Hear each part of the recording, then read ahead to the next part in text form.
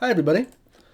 So we are resuming with harmonic dictation, okay? And I'm going to call them, rather than harmonic dictation, I'm going to call them chord constructions, so to speak. So all we're dealing with is the type of intervals within these chords that we've had this week in melodies. However, these chords will not be like what we had for the trichords before the midterm, where we've got prime form within an octave, chord such as that. Instead, it's going to be more like, adding pitches, changing pitches, all kind of within the realm of these intervals, as we'll see in a second. So let's go ahead and talk about kind of the process for this. So these chains of chords will vary in what we call cardinality. Now, cardinality is the number of unique pitches in a chord. So, for instance, a major triad has a cardinality of 3. No matter what octave you're in, if you have a major triad, you've got 3 unique pitches, okay? A dominant 7th chord in any octave, in any, pitch equivalency, the pitch classes narrow down to 4 distinct pitches. So, for instance, a chord with cardinality 5 could be a pentatonic scale. Cardinality 5 unique pitches. If I space them out like this, it's still 5 unique pitches. Okay, it doesn't matter the range. So the reason why I bring this up is because we will have dictations, as we'll see today, where we begin on a single pitch that unfolds to several pitches. Pitches are added, and then once the pitches are added, they can also then shift themselves. So we're looking for interval relationships, internal interval relationships, and kind of how these evolve over time. We'll be focusing less on set theory. I will not be, at least today, will not be going through any sort of prime form, anything like that with you. It will stick around, and we may or may not resume our tetrachord or trichords and add tetrachords later on in the quarter. But for right now, the theory isn't the focus. Instead, it's about the intervals. Okay? So, as I mentioned last time, and as I'll remind you again, each week we'll add our melodic intervals to our chordal possibilities. So, for instance, this week, all of our possibilities are going to be limited to major and minor seconds, perfect fourths, and perfect fifths. Next week, we'll add thirds to the mix. The week after that, we'll add sixths to the mix, and so on. Okay? So, for dictation purposes, there's 2 ways to do this. You could either take the first pitch and write it as an integer, and then just keep track of numbers, and you can draw lines between numbers to show the kind of voice leading implied. Or you could just write them out as pitches, and if I hear a major second above B flat, then that's got to be a C, and so on. So you can do it either way. As long as it's an harmonic, you're good to go. Whether or not it's a C sharp or a D flat doesn't really matter. It's all about just the pitch class content. Okay? So here's an example of what these look like. This is taken from Modus Novus. Okay? So notice that we begin with 1 pitch. The cardinality evolves to 3, and then stays on 3, and these pitches move around. Okay? So, for instance, what this sounds like is this. We start on D. We add a 4th above. We add a 4th below. The top note shifts to a major second above. The bottom note moves up a major second. The bottom note moves down a minor second. The middle note moves up a minor second. The middle note moves down to a minor second above the bottom pitch. And then finally we resolve here, which actually gives us analogous to a minor triad, and so on. So how dictation for this would work is that I would give you the first note, or whatever the first chord would be, depending on what the example is.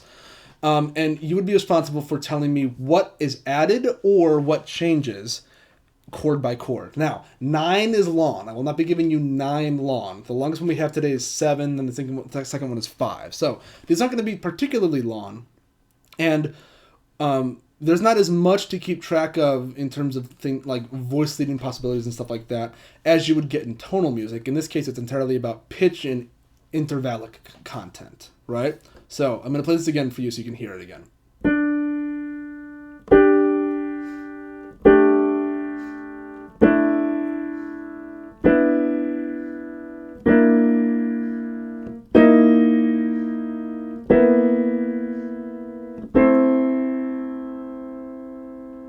Yeah, kind of tricky, okay? Let's take a look at another one, okay? This is number 2. This one gets to cardinality 4 at some point. So notice that we're on cardinality 1. We go up a 5th. We take that 5th and then we transform that, right? We take the 5th and then shift it up, okay? Then we add a new pitch below. Both the bottom pitch and the middle pitch shift out by a whole step, right? Now we've got stacked 4ths. That becomes stacked 5ths. Now we add a new note, changing the cardinality. We add a C sharp, right? Or pardon me, rather, that I completely misspoke. The cardinality actually doesn't change here. We've just got octave doubling. So we actually never leave cardinality 3, even though we've got 4 pitches.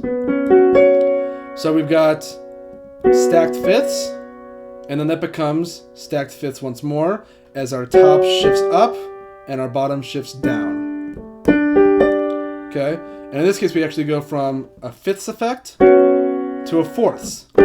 Do we see that? 4th, 4th. The 5th appears because we've got the redundant D. 5th to 4th, and so on.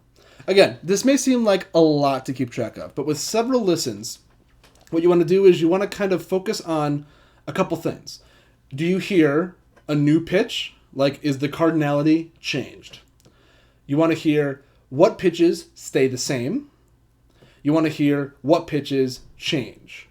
Changing is the last thing that you want to check for, because that's the way to kind of narrow things down. Notice that your top voice in chord 3, 4, and 5 always stays in the same spot. That really helps narrow down what your options are beneath it and allows you to kind of filter that sound out on repeat listens. Okay? So that's kind of the way to go about this. And we're going to practice this throughout the quarter. So today's going to be perhaps maybe a little rough, but don't worry, we'll get there. So let's go ahead and try a practice. Okay? This is 7 chords. I'm going to give you 4 listens. So, listen for evolving cardinality, listen for pitch changes, okay? And in this particular case, as a hint, listen for relationships between the beginning and the end, if you can hold on to that, okay? Your first pitch is here, okay, ready? So, 7 chords, I'm going to give you 4 listens. 1, 2, 3, 4.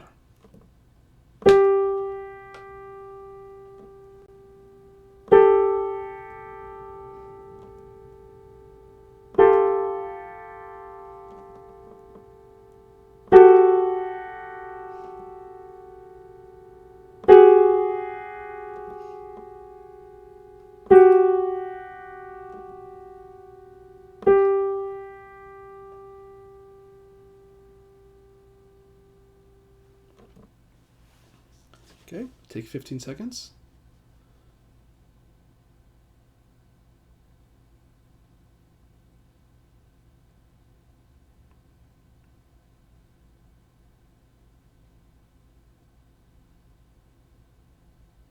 Okay. 1, 2, 3, 4.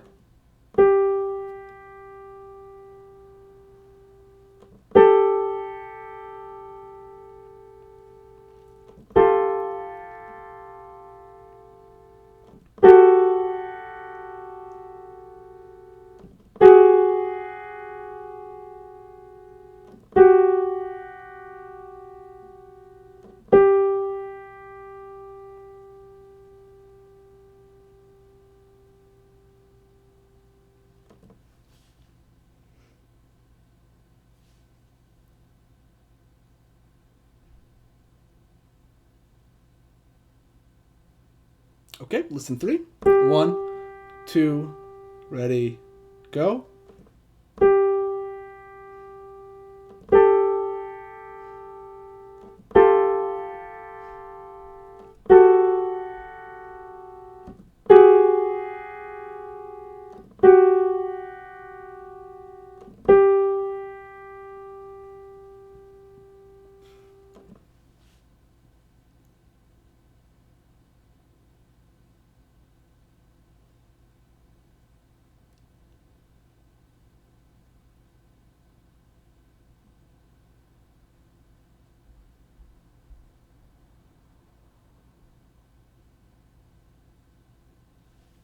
Okay, listen 4 of 4. 1, 2, ready, go.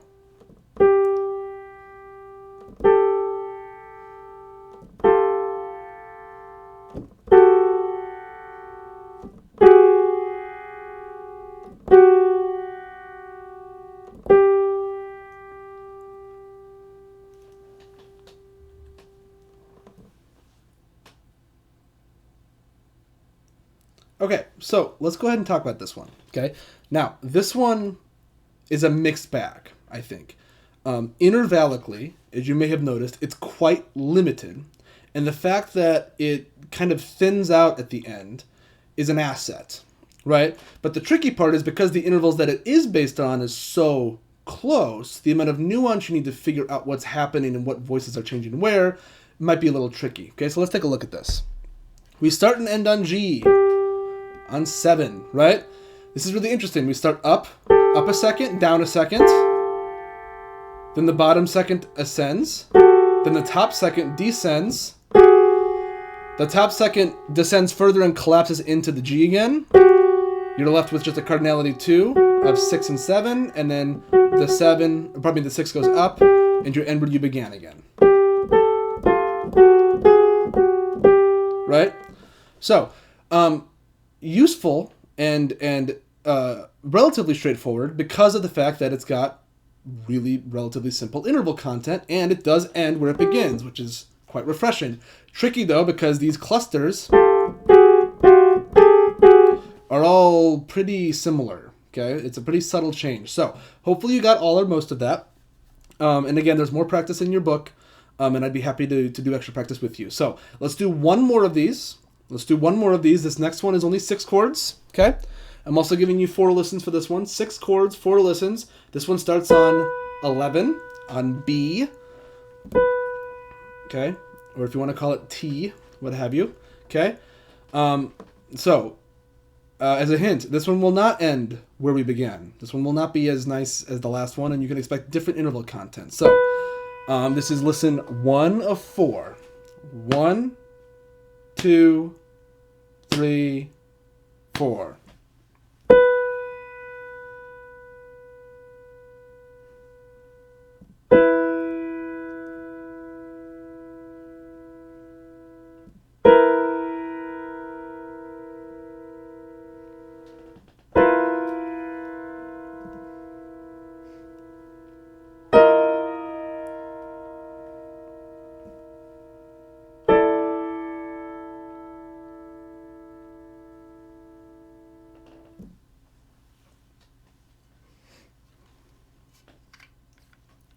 Okay. Take another 10 seconds.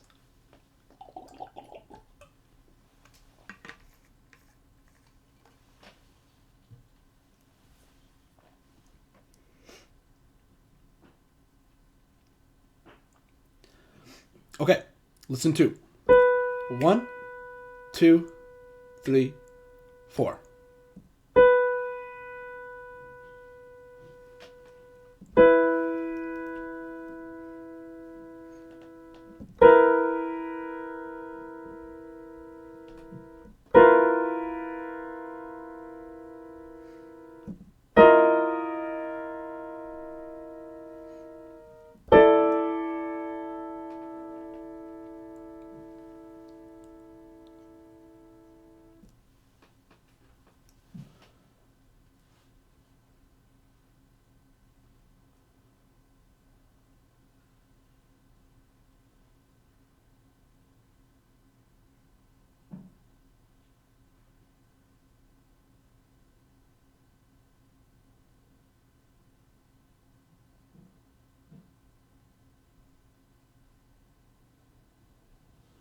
Okay, listen 3 of 4. 1, 2, 3, 4.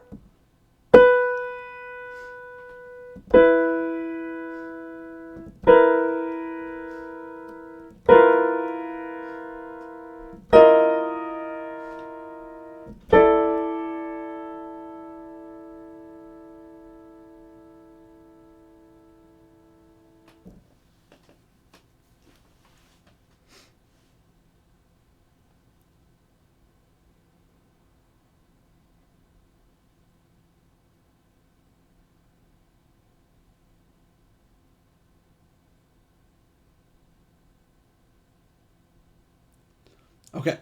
Fourth and final listen. Ready? 1, 2, 3, 4.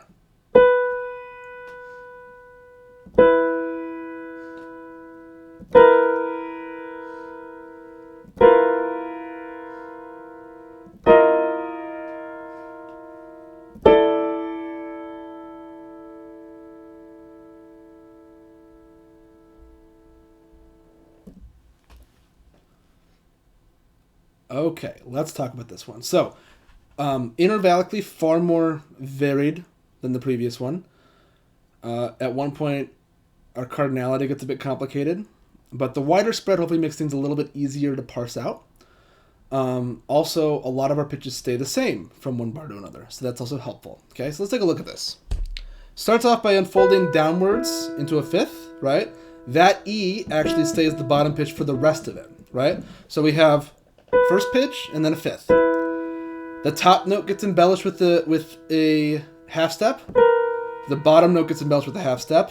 The A sharp gets a fourth, right? And then what happens in measure 5, you've got stacked fourths separated by a minor second that then resolve down a half step, collapsing the F into the E. Does that make sense?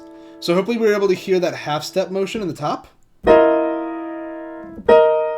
Right? And so on. I would imagine that the hardest measures are 3 and 4, just because they kind of, again, we've got that kind of minor second sound, but it's kind of hard to distinguish kind of what the size is in there. But then expanding out to the fifth chord, I think it's easier, and then we go down a half step. And then on its own, this is just stacked fourths. By this point, hopefully a relatively familiar sound, okay? So that is dictation practice for this week. We will do this every week. We won't necessarily spend whole days to chordal dictation anymore. It'll now be kind of a mixture with melodic dictation. We'll return to melodic dictation next week. But that's it for today. Content-wise next week, we are adding both types of thirds and the tritone into the mix. This is chapter 3 and 5 in Modus Novus. We will continue with repertoire from chapter 4, so you'll have a participation assignment from chapter 4 next week. Your participation was due this morning, so hopefully you got that in time. Homework is posted to Gotcha Space right now. It's due this Monday, May 11th at 10 a.m. As always, I have office hours by request. What I would recommend is Modus Novus has lots and lots and lots of practice that we will not get to. So try practicing some of these melodies on your instrument and try to tie some of the sounds to kind of the kinesthetic qualities and the timbral qualities of your instrument. That might be a way to kind of bridge the gap if this is completely foreign for you in any context, let alone for singing and performing, okay? Might be a way to go about it. If you want more help or more assistance, as always, just let me know. We can do Modus Novus practice, we can do dictation practice, we can do all this stuff and more over office hours if need be. So that's it for this week. Week 6 in the bag. Continue with Modus Novus next week, continuing with post tonality. With that, have a wonderful weekend, and I will see all of you next time.